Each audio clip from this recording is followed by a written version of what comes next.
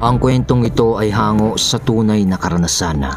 Kwento ito ng isang sabungero na kilala din sa aming baryo bilang respetado at malakas na manginginom. Itago na lang natin siya sa pangalang Ismael. Sitio Sintro, Barangay Santo Domingo, Oriental, Mindoro. Isang hapon sa aming bahay, nagiinuman ang aking ama kasama ng kanyang mga kaibigan. Praskito pa ang iniinom nila noon. Ito yung gin na kudrado rin ng bote. Subalit malit lang. Kasunod siya ng 4 kantos na gin na frasco. Masaya sila noong nagkwekwentuhan. Ako naman, nasa isang tabi lang na nakikinig. Nakikitawa habang hinihintay na maluto ang tinolang manok na kanilang bihag mula sa pagkikipagsabong sa kabilang baryo. Si Paul kung tawagin, sa Ilocano naman yon mga kabagis. Habang nagluluto ako ng kanilang pulutan, si inay naman ay nananahi na nakikinig din ng kwentuhan ng mga manginginom. Isa sa mga kaibigan ng tatay ko ang bumida sa inuman, si Ka Ismael. Naikwento niya ang karanasan niya tungkol sa kababalaghan, ukol sa isang engkanto at sa nakalaban niyang aswang, Sabong. Dahil sa pagdayo-dayo nila ng ibang lugar ng Sabong kasama si Mang Bert. Nang isang umaga daw, habang nasa taniman ng tabako niya si Ka Ismael na nagkakape, nagtataka siya dahil hindi naman niya inaani pa ang kanyang mga tabako, subalit palaging nawawala ang magugulang na dahon ng mga ito. Gagi, lagi na lang akong nauunahan. Sino kayang mga pumuputol ng mga tabako ko? Mahuli ko lang yun, itatali ko talaga sa langgaman. Wika ni Ka Ismael habang pinagmamasdan ang tanim niyang mga tabako at nagkakape. Maya-maya'y dumating ang kumpare niyang si Bert at kaagad siyang tinawag nito. Paring Mael! Paring Mael! Tawag nito. Hop! Tugon naman niya at kaagad na bumalik sa kanyang tahanan. Nang marating niya ang kanilang bakuran, nakita niya si Bert na nasa labas ng kanilang bakuran. Oh, paring Bert! Agap natin ha! Ano natin? Halika pare! Pasok ka muna. Agad niyang wika dito, sabay pinapasok niya sa kanilang bakuran. Nang mga panahong ito ay binata pa si Ka Ismael at tanging lola niya lamang ang kasama niya sa bahay. Pre, may nabalitaan akong may magaganap daw na tupada sa kabilang baryo. Pwede na bang isabong yung mga manok mo? Aayain sana kitang pumunta doon eh. Sagot ni Bert sa kanya. Pare, kaso di pa pwedeng ilaban yung pambato natin eh. Yung talisaying sunog, kalulugon lang kasi nung isang araw eh. Yung 2 kong manok na pula, pare, pwede. Tugon ni Ka Ismael. Kaso may lakad sa ako ngayon pare. Kilala mo ba si Stella? Yung anak ni Kamaring? Balak ko sanang umakyat ng ligaw sa kanila ngayon pre. Dagdag pa na wika niya. O di pagbalik na lang natin pare. Tamang-tama, mga hapon na tayo makakabalik. Mas magandang oras ng pag-akyat ng ligaw. May gitara din ako. Mas maganda kung haharanain muna natin. Di ba pare? Kaya tara na. Ilagay mo na sa mga bayong yang manok mo. Isasabong natin. At tayo ay lumakad. Para di tayo masyadong hapunin pa. Pangungumbensing wika ng kaibigan niyang si Berto. At dahil sa kakulitan ng kanyang kumpare, napao na lang si Ka Ismael. Pero bago sila umalis, nagdilig muna si Ka Ismael ng kanyang mga tanim na tabako. Nagpatuka na din siya ng kanyang mga alagang manok na naglipana sa gubat. Tinawag niya ang mga ito.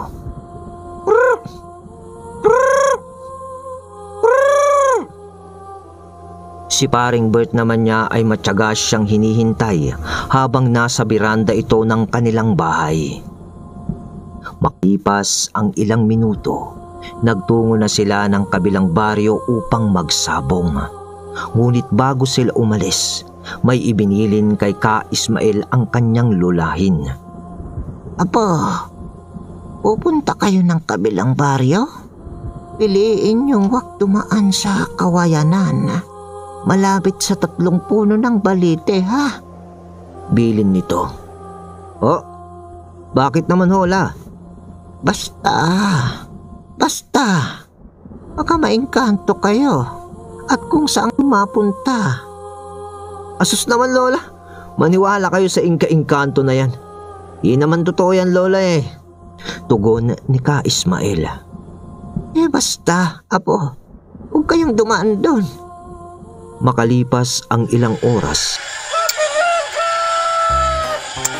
kasalukuyan na nga silang nasa sabungan. Sa unang manok na kanilang inilaban, kalahati ng kanilang puhunan ang kanilang ipinusta. Ngunit sa kabutihang palad ay di sila pinalad. Laglag agad ang bituka ng unang manok na kanilang inilaban. Yung pangalawa naman nilang manok, lumaban pa. Subalit dala ng kamalasan, tinamaan yun sa hita at tumalsik ang isang paa kung nasaan ang tari, kaya talo pa rin ang kinalabasan. Kaya't doon ay nagdesisyon ng umuwi ang dalawa. Habang nasa daan sila papauwi, "Paring Mael, pwede bang sa inyo na muna ako makitulog? Yari na naman ako nito kay misis. Siguradong masisipa na naman ako nun." Mangiyak-ngiyak na wika ni Bert habang kumakamot-kamot sa ulo. "Pare, nadamay ka pa sa kamalasan ko. Yun yung taniman ko ng tabako. May pumuputi nang di ko alam. Nakakabuisit nga eh. Kung alin pa yung magugulang, yun ang kinukuha." Sagot naman ni Ka Ismael. Sa ilang minuto nilang paglalakad, di nila napapansin na medyo nagtatakip silim na pala. At mapapadaan na sila sa kawayan na malapit sa isang malaking puno ng balite. Habang nag-uusap sila, bigla silang natahimik nang makarinig sila ng parang mga hinahawing puno ng mga kawayan. "Pare, naririnig mo ba yon?" Bulong at nanginginig na wika ni Kabert. "Sus, wala yan. Hinahangin lamang yan eh." Tugon naman ni Ka Ismael. "Pero pare, walang hangin oh." "Ha? Oo nga no." Mahinang wika ni Ka Ismael. "Ay, mukhang tama nga si Lola. Kakatakot dito." Nang bigla silang nagulantang nang may tumawa sa may puno ng kawayan. Kasabay ang paghutok nito papaharang sa daan kung nasaan ang puno ng malaking balite.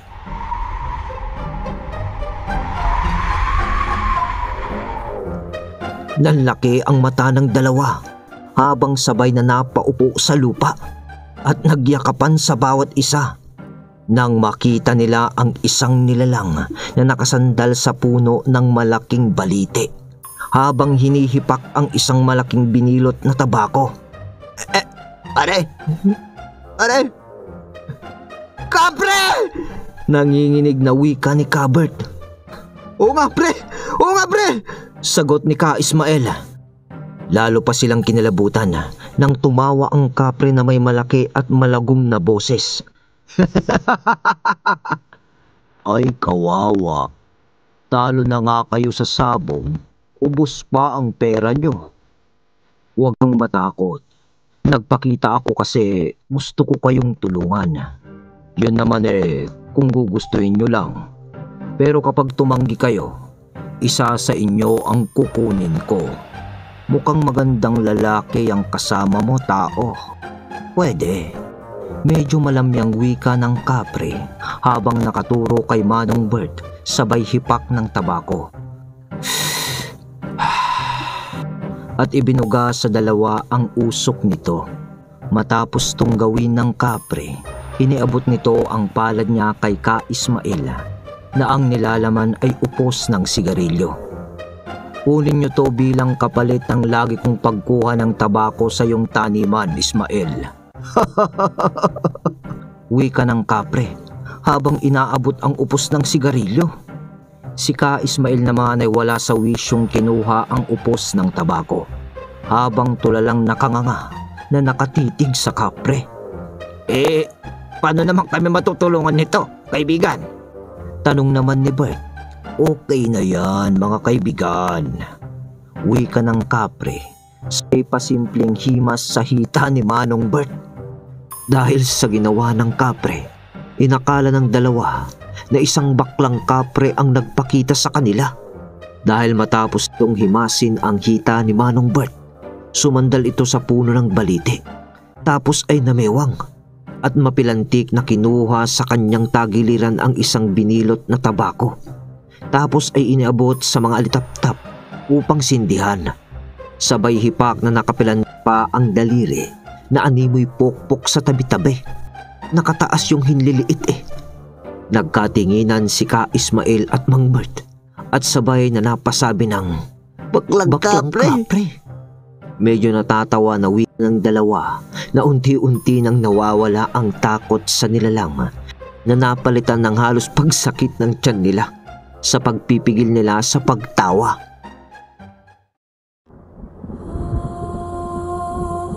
Mula naman nung mabigyan si Ka Ismael ng kapre ng upos ng tabako, lagi na silang buenas pagdating sa pagsasabong. Hanggang sa gawing bisyo na ito ng dalawa. Hanggang halos araw-arawin na nila ito. Pumapahinga lang sila sa pagsasabong sa tuwing araw ng Biyernes at Linggo. Subalit isang pangyayari ang di nila malilimutan sa tanang buhay nila bilang mga sabungero. Nang isang araw daw, nagtungo sila sa isang lamayana. Dala-dala nila noon ang manok ni Ka Ismael na kung tawagin nito ay talisaying sunog dahil sa kulay nito na talisayin. Subalit medyo maitim bawat hibla ng balahibo nito. Pagdating nila sa sabungan, agad silang may nakatapat na kalaban. Isa itong mayahin na pagmamay-ari naman ng isang matanda na may kasamang 3 malalaking mama. Bakit bitaw ni Ka Ismael ang kanyang manok, binugahan pa niya ito ng usok mula sa kanyang sigarilyo. Pagkababa niya ng kanyang manok at nang magkaharap na ang manok niya at ang manok ng kalaban, sa unang salpukan pa lang, agad na tumilapon ang manok ng kalaban. Ngunit laking gulat nila nang agad yung tumayo at sumugod sa manok ni Ka Ismael.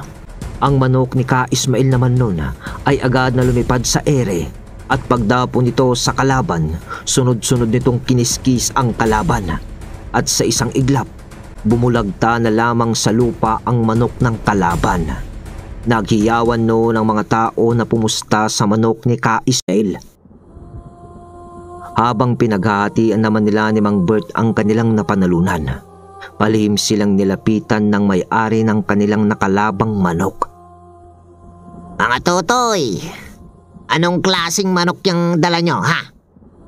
Alam nyo bang kayo pa lang ang nakatalo sa aking alaga? Alam nyo ba na pinapatay ko ang lahat ng tumatalo sa akin? De. Biro lang mga iho. O paano? Sana maging masaya kayo sa pagkapanalo nyo. Malay nyo, yan na ang huli nyong kasiyahan na tatamasahin. Wika ng matanda na tumatawa-tawa at ang dalawa naman nitong kasama ay matalim na nakatitig sa kanila, ngunit nakangisi ng kakaiba. Dahil sa kanilang mga narinig mula sa matanda, nagkatinginan sila na kapwa may kaba sa kanilang mga dibdib. Dahil sa medyo may kalayuan ang kanilang dinayuhang baryo, inabot na sila ng takip silim sa daan. Bit-bit ang bayong kung saan nakalagay ang kanilang pambatong manok na talisaying sunog. At ang kanilang bihag, hindi sila nag-iimikan noon. Alisto lang sila sa kanilang paligid na parehong kinakabahan. Nang mapadaan na naman sila ulit sa kawayan kung saan malapit ang puno ng balite, bigla silang natigilan nang makatanaw sila mula sa liwanag ng buwan ng 3 figurang tao na may namumulang mga mata. Putang pre!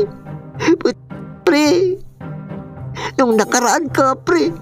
Tas ngayon aswang na naman ata. Ipit at di halos makapagsalitang wika ni Mang Bert. Huwag kang maingay, pre. Tugon naman ni Ka Ismael na pabulong din ang pagkakasabi.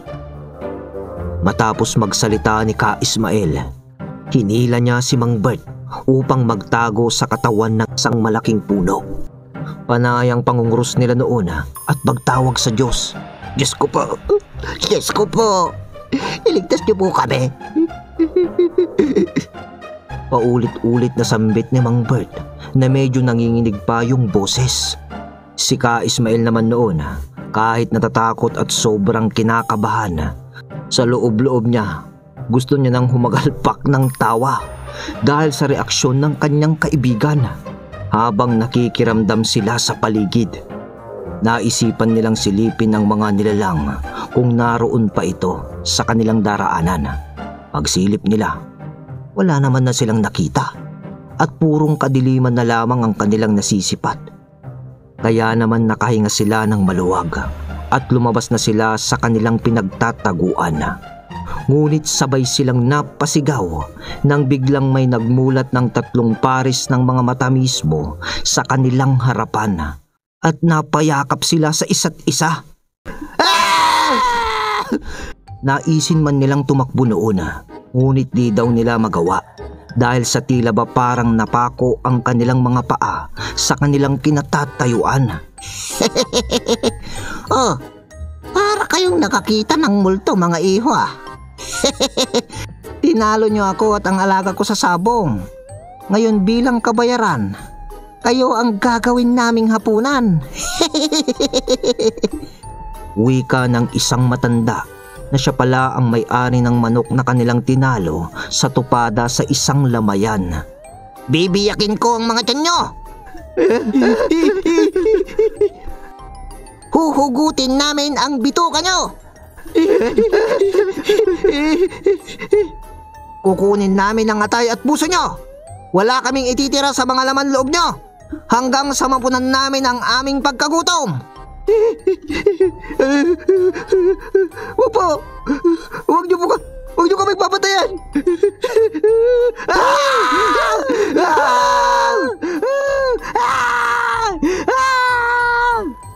Magkasabay na sigaw ng magkaibigan. Ito na ang pera nyo. Pati na rin ang manok nyo. Parang awa nyo na. Parang amin na po. Huwag nyo kaming patayan. May pamilya ho ako. May mga anak at asawa po ako. Na kailangan kong buhayin. Paano na lang ho sila? Ako na isang haligi ng tahanan. Dagdag na wika ni Mang Bert, natulo si Punla. Habang inaabot sa mga nilalang ang manok nilang bihag at ang kanyang perang napanalunan sa sabong, pati na rin ang puhunan. Nagbabaka sakali siya na papalayain sila ng aswang. Ngunit sa kasamaang palad, di yun tinanggap ng 3 aswang at tinamig lamang ito dahilan upang kumalat sa lupa ang mga perang papel at barya ni Ka Ismael at ni Mang Bert. Silang dalawa ang gustong kainin ng mga ito. Ngunit nang akma nang lalapitan sila ng mga ito, bigla yung napaatras at napatingala. Kasunod noon ay nakalanghap sila ng isang matapang na usok na mula sa sigarilyo. Habang umaatras ang mga nilalang, nanlalaki ang mapupula nitong mga mata habang sumasambit ng Kapre! May kaibigan kayo, kapre? wika ng isa sa mga nilalang. Hindi lang basta kapre. Pinakamagandang kapre sa mundo ng mga engkanto. Sagot kapre. Subukan yung sakta ng mga kaibigan ko. Sinasabi ko sa inyo, hindi na kayo sisikatan ng araw. Dagdag ng wika ng kapre na medyo malaki ang boses, ngunit namimilantik ang mga daliring kipit ang tabako habang dinuduro ang 3 aswang. Ang magkaibigan naman noon, hindi maintindihan kung ano ang kanilang mararamdaman sa kaganapan. Kung matatakot ba o matatawa. Sa isip at pakiramdam kasi nila, gusto nilang tumawa. Pero natatakot naman sila. Nang marinig nila ang mga katagang binitawan ng kapre, sabay silang katinginan sa isa't isa, sabay bulong ng, Puta pre! FPG yun ah! wika ni Ka Ismael na halos sumabog na ang sipon sa kakapigil ng pagtawa. Ilang sandali lang ang lumipas, bigla na lang kumaripas ng takbo ang tatlong nilalang nang akma ng susugod ang kaibigan nilang kapre. Ay nako, kapapangit, napakaduduwag pa. Oh, kayo dalawa, umuwi na kayo. At yung mga pera nyong nakakalat sa lupa, pulutin mo na. Pero etong manok pala, akin na lang. Bilang kapalit naman dahil ng pagliligtas ko sa inyo. Iihawin ko lang. Wika ng kapre sa magkaibigan. Nakita nilang aga na dinampot ng kapre ang manok. At itinapat ng kapre ang isang buong manok sa baga ng tabako nito. At nang maluto, buong buo itong isinubo ng elemento dahil sa ginawa ng kapre. Labag man sa loob ng dalawa. Dahil panghapunan sana nila yon at pampulutan ang manok na bihag nila, ay wala na sila sa sariling napauo na lamang sa kapre. Wala na rin kasi silang magagawa. Kasi naisubo na nito ng buo ang manok na nabihag nila.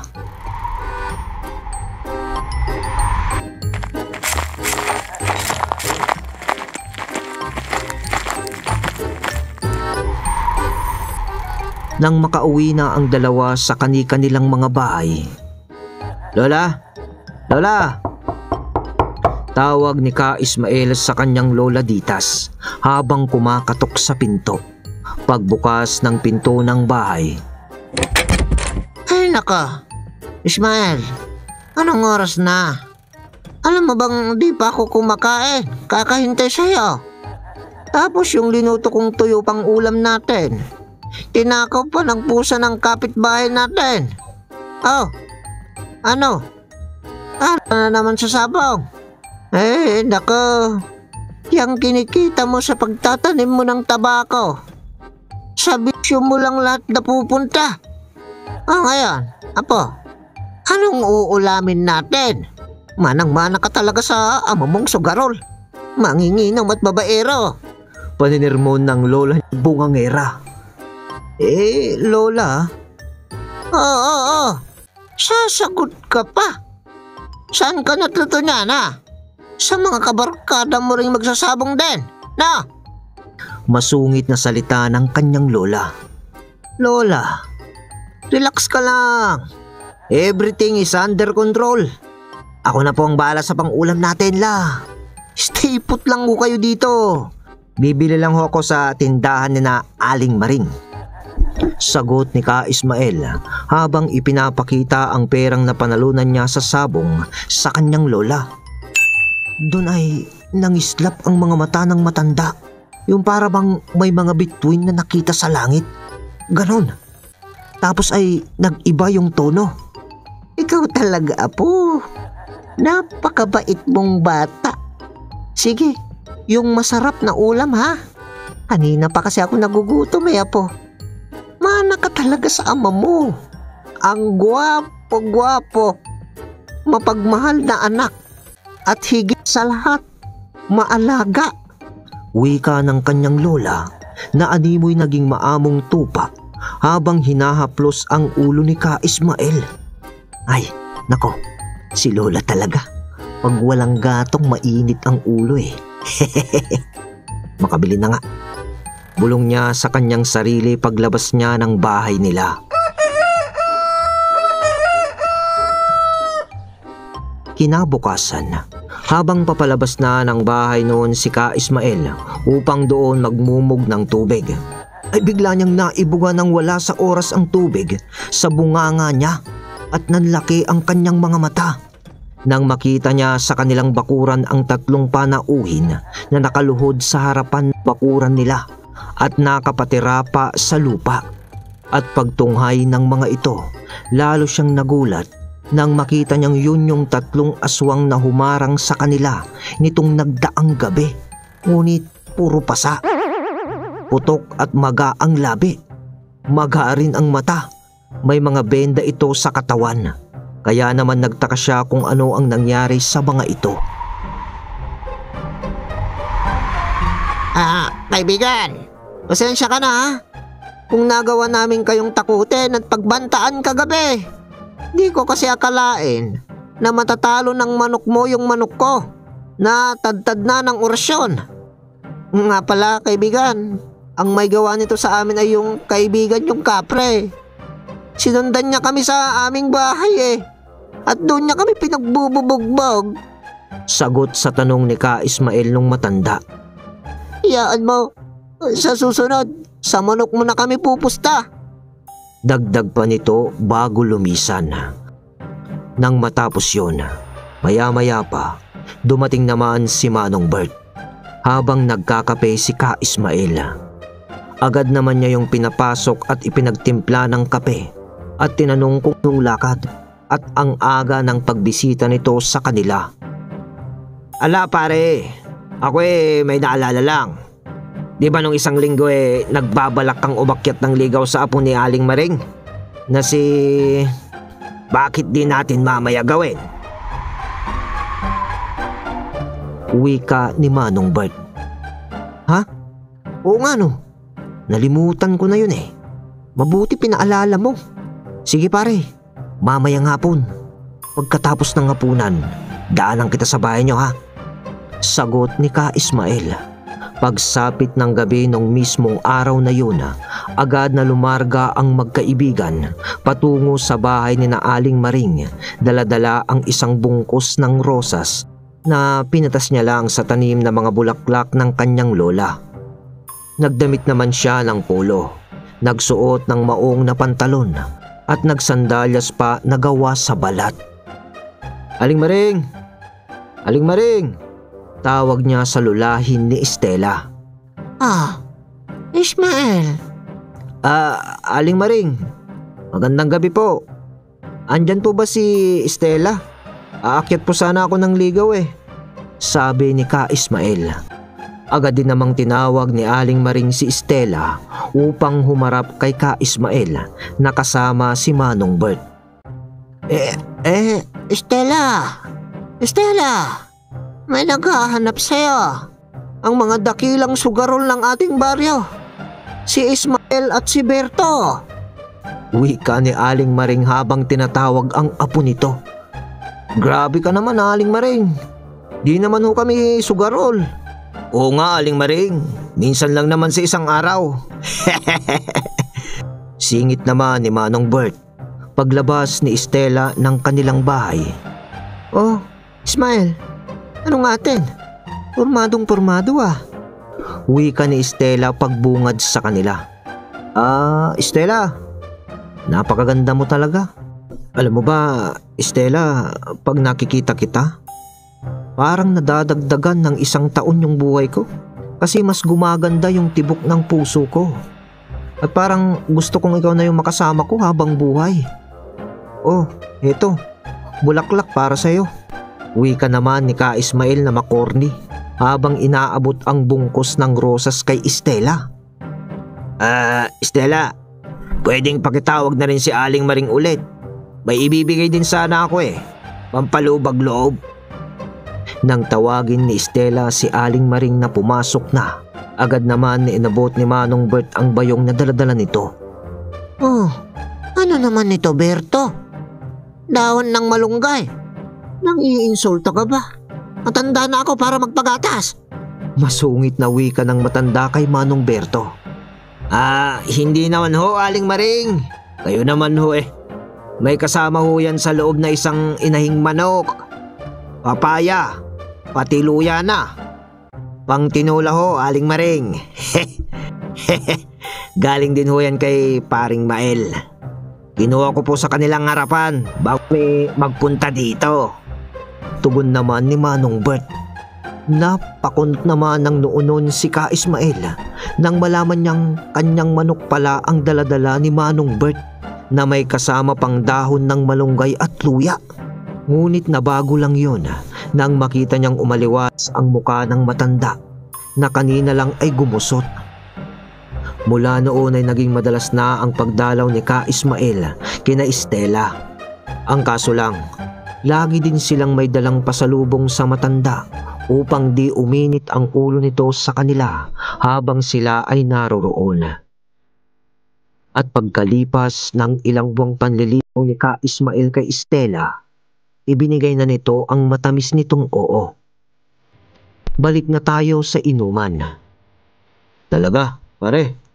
Nakasakupa kayo ng aswang at kapre bago mo napangasawa si Maring Estela? Tanong ng aking ama habang sila ay nag-iinuman. Anong nangyari?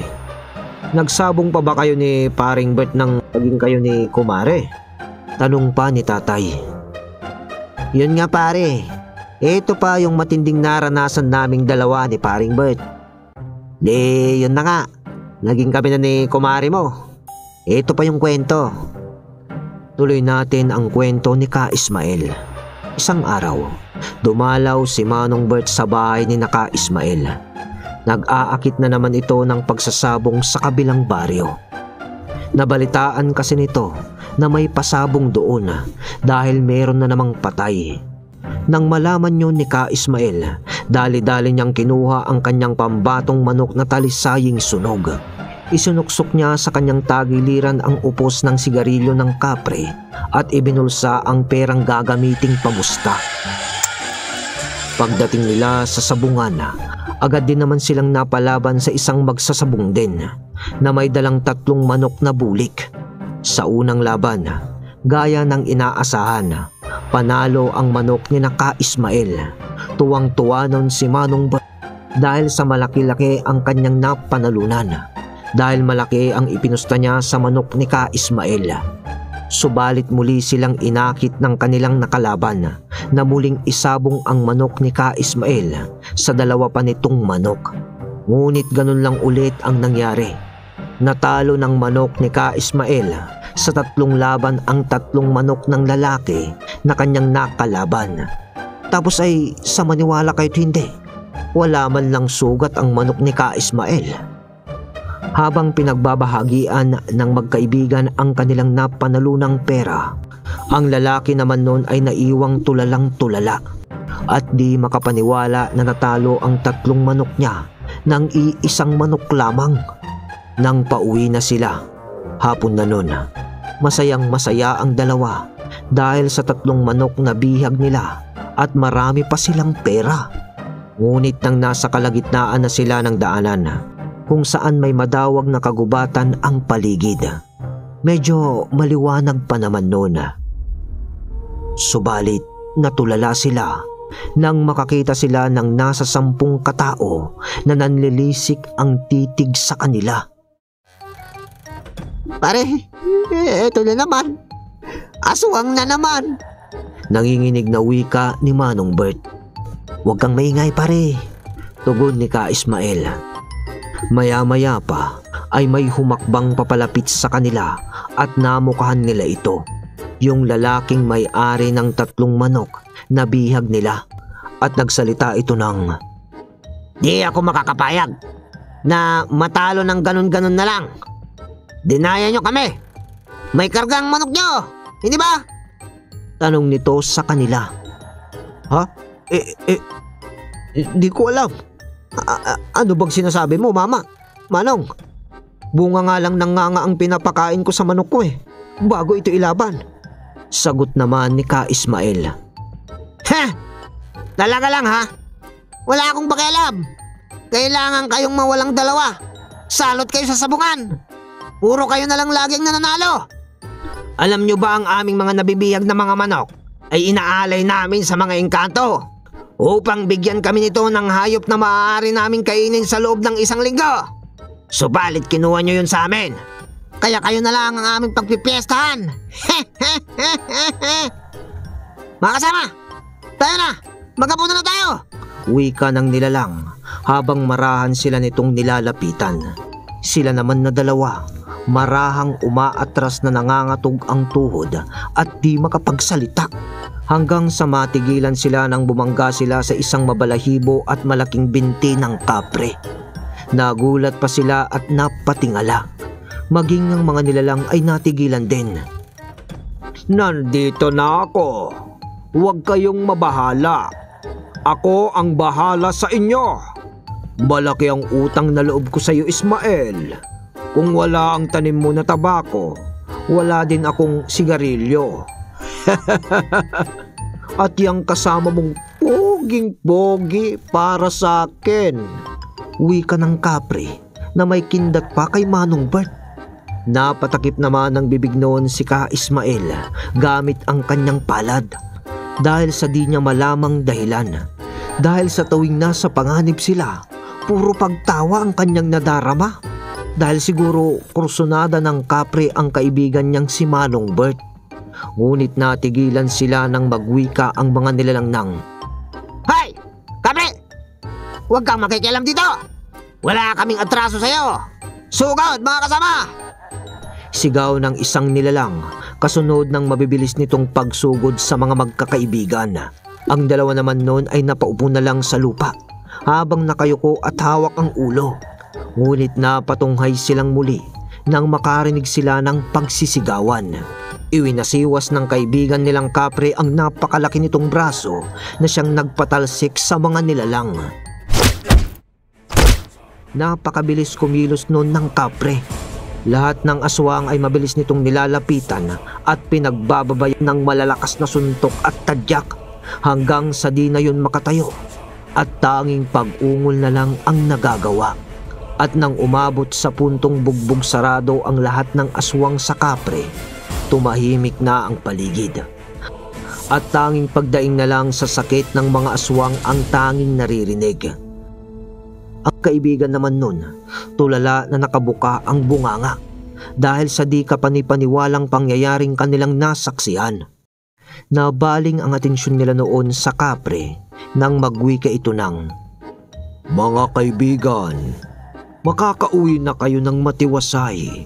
Asahan mo na, Ismael, ang pagdalaw sa bahay nyo ng mga kumag na ito. Sige na, umuwi na kayo. Ako na ang bahala sa mga ito. Wika ng kapre sa kanila.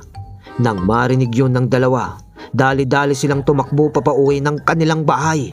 Kumaripa lang ng takbo.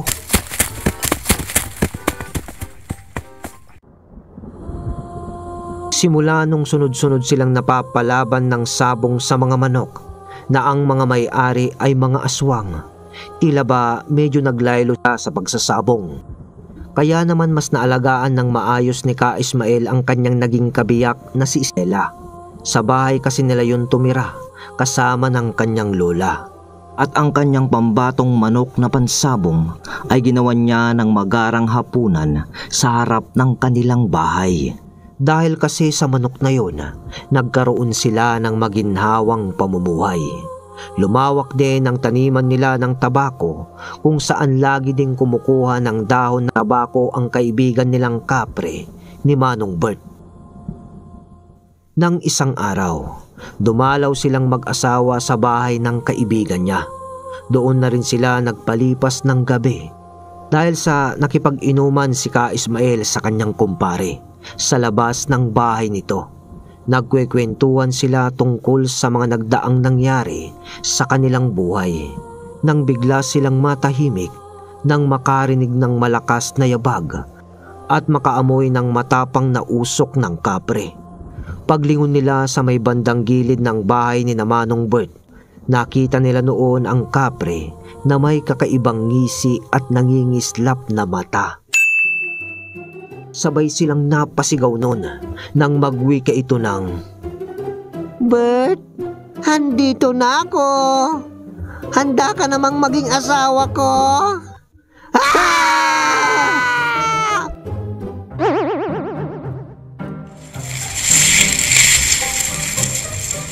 Nang makarinig sila ng kaluskusan sa malalaking puno sa harap ng bakuran, napahinto sila sa kwentuhan at napatitig sa punong naglalakihan.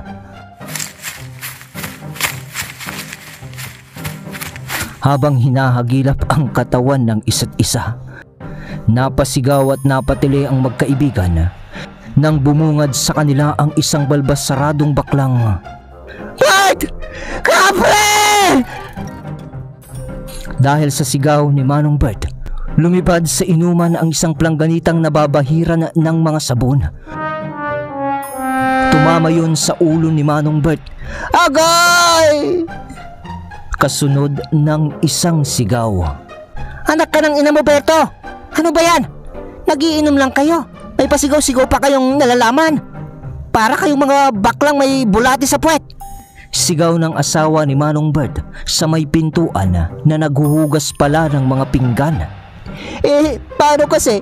Sagot naman ni Manong Bert na di na magawang sabihin kung ano ang nakita nila. Basta, nakaturo lang siya noon kung nasaan ang kapre. Nang sipatin ng asawa ni Manong Bert ang kanyang itinuturo, nabitawan nito ang pinggan na hawak niya at bigla itong nahimatay. Berto, aking giliw, dito pala ang bahay niyo. Ang ganda naman ng asawa mo, pero mas maganda pa rin ako. Sige Berto, sa susunod na lang tayo magkita. Paalam. Uwi ka ng kapre, kasabay ng paglalaho nito. Nang makaalis ang kapre, nagkatinginan ang magkaibigan. Nay! Uwi ka ng dalawa, kasunod ng pagbitaw nila ng pagkakayakap sa isa't isa. Paring Bert, talagang kursunada ka ng kapring yan ah. Patulan mo na kaya? Salita ni Ismael na may nakakalokong ngiti. Yan pare, baka agasahin pa ako niyan eh. Siguradong wasak ang bahay tayo ko dyan. Sagot naman ni Manong Bert na siyang nagpahagalpak ng tawa ni Ka Ismael. Matapos ang gabing yun, paggising ni Ka Ismael, agad siyang nagtungo sa kusina. Naghilamos at naglagay ng tubig sa isang baso. At saka siya nagmumog. Nagmumumog siya noon habang papalabas ng kanilang bahay. Nang buksan niya ang pinto para ibuga ang tubig sa kanyang bunganga, bungad sa kanya ni Manong Bert, nakakatok pa lang sana, habang may daladalang manok na naman na panabong. Dahil sa biglaan ng pagbungad niya kay Manong Bert, nabugahan niya ito ng tubig sa muka. Pre! Ano ba yan? Ano ba pare? Bakit sa akin may binuga? Bakit sa akin may binaga ang kamandag ng magdamag mong inipon na baho pare? Salita ni Manong Bert na nakangwit ang pagmumuka. Pare, maiba ako. Sama ka ba? Tara, sabong tayo. May patupada daw si Kapitan eh. Patay daw yung alaga niyang aso eh. Magandang magsabong doon. Madaming tao. Abot ang wika ni Manong Bert habang hinihimas ang manok niyang panabong. Talaga, pare? Kaso wala akong pera eh. Ikaw ba? Meron ka ba dyan? Pera muna ako. Sama ko sa'yo. Sagot ni Ka Ismael. Ay, sige. Magkano ba? Magkano ba hiramin mo pare? 200 lang, pre. Subalit natigilan sila sa pag-uusap nang lumabas si Estela na asawa ni Ka Ismael. Oh, Berto, napakaaga mo naman ata. Anong meron? Tanong nito. Subalit nang makita nito ang hawak na manok ni Berto, agad nitong binalingan si Ka Ismael. Magsasabong kayo? Di ba nangako sa akin Ismael na di ka na magsasabong? Medyo galit na wika ni Estela. Dahil sa gulat ng dalawa kay Estela, nasabi ni Ka Ismael na,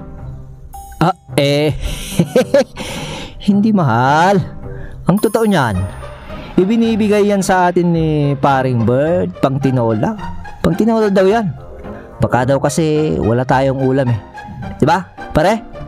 Sagot ni Ka Ismael habang nakangiti at patangu-tangu sa kanyang asawa. Oo, mare. Heto, mare. Baka kasi kayo ni pare ang nagsabong kagabi. Pakamot-kamot na napagsang-ayon na wika ni Manong Bert. Mapait na yung ngiti niya. Sige. Uwi na ako pare. Mare. Dagdag pa nito na waring pilit ang pagtawa habang nagsasalita. Pagtalikod ni Manong Bert noon, bigla nang bumusangot ang kanyang pagmumuka habang nagwiwika sa sarili ng ang panabong ko, naging pantinula na naman. Walang iya ka talaga, paring Ismael. Wika niya sa kanyang sarili na parang iiyak na. Makaraan ang ilang araw na nangulila si Manong Bert sa kanyang panabong na manok. Bigla naman itong napawi ng minsang dumating sa kanyang pamamahay, si Ka Ismael, na humahangos pa habang may daladalang bayong. Pare, tara! Tayo sa kabilang barangay!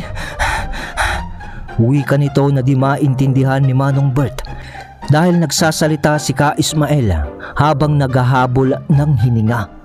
Kumuha ng tubig si Manong Bert noon at dali-daling inabot kay Ka Ismael. Oh, pare, inom ka muna. Para kang sirang plaka magsalita eh. Wika niya. Salamat pare, tugon ni Ka Ismael.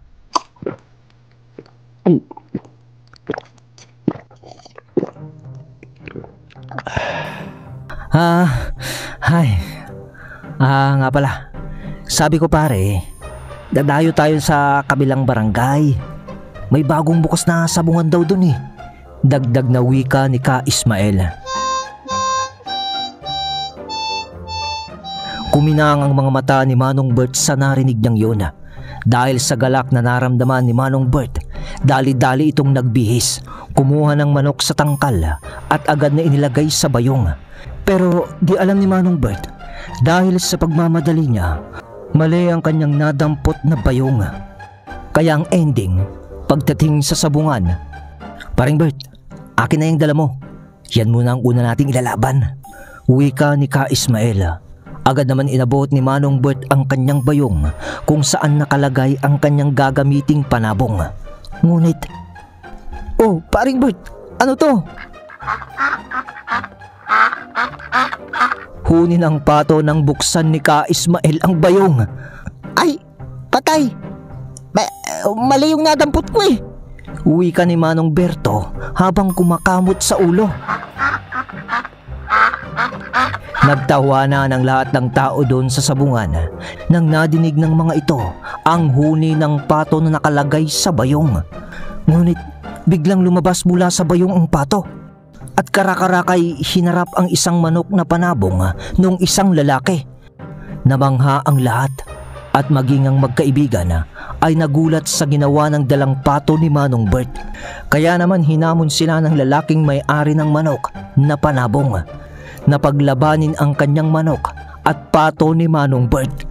Napatanga ang dalawa sa sinabi ng lalaki at tumango na lang ang dalawa na wala na naman sa sarili. Natauhan na lang sila nang mapatingin sila sa madilim na parte ng sabungan kung saan nakita nila ang kaibigan nilang kapre na tumatawa-tawa ng tahimik habang itinuturo si Manong Bert at ang kanyang pato na ilalaban ng sabong. At huwag kayo, umabot yun sa pangalawang sultada. Kaya nang matapos yung una, heto na, ilalaban na yung pato ni Manong Bert. Bago siya umakyat noon sa ruweda, may pasimpleng inilagay si Ka Ismael sa bulsa niya. Pare, pampabuenas, bulong ni Ka Ismael. Pag-akyat ni Manong Bert sa ruweda, ganadong-ganado ito. Ngising-ngisi naman ang kanyang kalaban. Nakapusta ang pambigas ni Manong Bert sa patong yon. Kaya't habang hawak niya ito, ay panayang panalangin niyang na sana ay manalo ang kanyang pato. Pero sa bawat panalangin niyang yon ay may katanungan. Pero paano ay pato ang ilalaban ko? Tanong sa isip ni Manong Bert sa bawat kanyang panalangin. Si Ka Ismael naman noon ay panayang pag-iisip kung gagana ba ang kanyang anting-anting sapato ni Manong Bert. Maya-maya pa, nag-umpisa nang umingay ang sabungan. Tawag dito, tawag doon. Meron! Meron! Wala! Sigaw ng mga tao. Tinitres pa nga yung pato ni Manong Bert sapagkat dihadong-dihado ito sa laban. Paano ba naman kasi? Bantrix ang kalaban. Tas kay Manong Bert, pandak na pato lamang. Mga ilang minuto, sumenyas na ang sentensyador. Mabilis nilang binitawan ang kanilang mga panlaban. Nagsisigawan na sa tuwa ang mga tao. Naglumipad pa ibabaw ng pato ang manok na kanilang kalaban. Ngunit walang maski isa na tumama sa mga palo nito sa pato ni Manong Bert, hanggang sa tumigil ang manok sa harapan ng pato habang nag-aabang ng magandang tiyempo. Subalit natigilan. Natahimik at nagulat ang buong sabungan nang sumunggab ang manok sa pato. Ngunit sa kasamaang palad, natuka ng pato ang butsi ng manok ng kanilang kalaban. Wasak ang butsi nun at labas ang lalaugan. Humarok ang manok at nagkikikisay sa lupa. Agad na dinampot ng sentensyador ang manok at pato. At sa bilang na 3, nanalo ang pato ni Manong Bert. Ismael! Akalain mo yun? Nanalo yung pato natin! Masayang wika ni Manong Bert habang papalabas ng ruweda. Oo nga eh. Siguradong pag-uwi mo niyan, may pangpaamo ka na. At pampabuka, sigurado. Malaki ang buka ni misis mo niyan. Pabirong tugon naman ni Ka Ismael. Matapos ng pagsasaya ni Manong Bert, ang manok naman na panabong ni Ka Ismael ang susunod na lalaban. Ito na yung pambato niyang talisaying sunog. Bago siya umakyat sa ruweda noon, kinuha niya muna yung ibinigay niya kay Manong Bert. Maya-maya pa, ayan na. Muli nang nag-ingay ang buong sabungan. Dahil sa kilalang magaling ang manok ni Ka Ismael, napakarami nang pumusta dito. Meron pa sa labas. Yamado sa laban ang manok ni Ka Ismael. Ngunit, Ismael, mukhang mahihirapang manalo ang manok mo ngayon. Dahil isang kaukaw ang manok na iyong lalabanan. Manok na pagmamay-ari ng isang aswang. Bulong ng baklang kapre kay Ka Ismael. Ano? Aswang na naman? Ay, ano? Hayaan mo na. Nababahalang wika niya sa kanyang isip. Nang sandaling yun ay nag-orasyon si Ka Ismael. Turo ito sa kanya ng kaibigan nilang kapre. Tapos ay pasimple niyang nilawayan ang paa ng manok kung saan nakatakid ang tari. Ayan na, sigawan na ng mga tao. Halos lahat sila ay isinisigaw na panalo na si Ka Ismael. At sa pagsenyas ng sentensyadora, sabay nilang ibinaba ang kanilang manok at nang magsalpukan sa ere ang kanilang mga panabong, bumagsak ng nakatihaya ang talisaying sunog ni Ka Ismael habang ang kanyang kalaban ay parang wala man lang natamong pinsala. Ngunit muli silang nagsigawan nang bumangon muli ang manok ni Ka Ismael. Ngunit muli silang nagsigawan nang bumangong muli ang manok ni Ka Ismael. Muling nagsagupaan ang dalawang manok na naglalaban. Halos tumagal din ng kalahating oras ang laban na yun. At sa huling palong binitawan ng manok ni Ka Ismael, laglag ang ulo ng manok ng kanyang kalaban. Tumakbo pa nga ang manok na yun. Ngunit nang bumangga na ito sa pader, doon na yun nangisay. Kaya ang desisyon, tinanghal na panalo ang manok ni Ka Ismael. Marami ang natuwa sa kanyang pagkapanalo. Ngunit kontrobersyal naman ang nangyaring pagkapanalo ng pato ni Manong Bert. Kaya naman marami na ang naghinala na antingan si Manong Bert. Subalit ang nakalaban ni Ka Ismael ay muling naglabas ng isa pang manok. Halos ganun din ang itsura sa unang inilaban nito. Hoy, isa na namang kaukaw yan, Ismael. Huwag mo nang labanan. Matatalo ka lang. Isang beses lang sa kada isang linggo mo magagamit sa manok mo ang mutya na ibinigay ko. Muling bulong ng kapre. Kaya naman, di na muna kaibigan. May sugat pang manok ko. Sa susunod na lang. Baka kasi matalo pa eh. Pero to, baka maging bato pa. Tugon ni Ka Ismael sa lalaking nakalaban niya sa sabong. Matapos ng kanilang pagsasabong, pinili na ng dalawa ang umuwi. Halos magmustraan pa sila noon sa daan tungkol sa pato ni Manong Bert. Ngunit, Berto, my loves, napakagaling naman ng pato mo. Uwi ka ng baklang kapre na bigla na lang nagpakita sa kanila. Dahil sa gulat ng dalawa, naitapon nilang lahat ang kanilang daladala.